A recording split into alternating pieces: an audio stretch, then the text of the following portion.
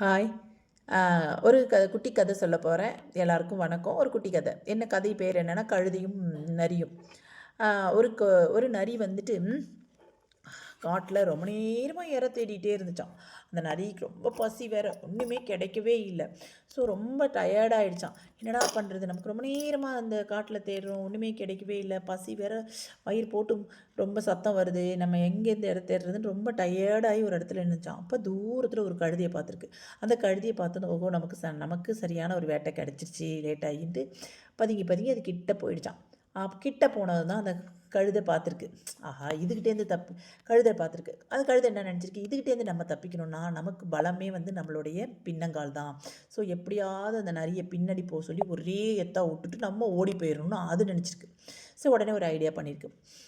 என்ன பண்ணியிருக்குன்னா, நிறைய நீங்கள் எப்படி என்னை அடித்து சாப்பிட்ருவீங்க, அதுக்கு முன்னாடி எனக்கு ஒரு உதவி பண்ணுங்கள் அப்படின்னுச்சான். அது என்ன உதவின்னு அந்த நரி கேட்டிருக்கு.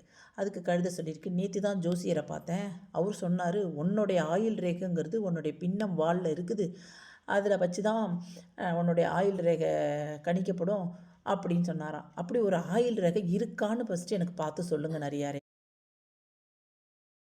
அப்படின்னு கேட்டிருக்கு.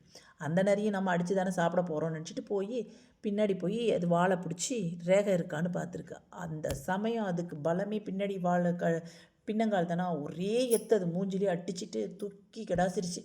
ஸ்பீடாக ஓட ஆரம்பிச்சிருச்சு கழுதை. ஸோ நரி வந்து ரொம்ப தூரத்தில் போய் விழுந்துருச்சு. இதுக்கு திருக்குறளில் ஒரு கவிதை இருக்குது. வினை வலியும் தன் வலியும் மாற்றான் வலியும் துணை வலியும் தூக்கிச் செயல். அதாவது நம்மளுடைய பலம் என்ன, எதிரியோடைய பலம் என்னன்னு தெரிஞ்சு செயல்படணுங்கிறது தான் இந்த கதை. ஸோ ஒரு துன்பம் வரக்குள்ள அதை எப்படி ஃபேஸ் பண்ணணும், நம்மளுடைய ப்ளஸ் என்ன. ஹாய். ஒரு குட்டி கதை சொல்ல போகிறேன்.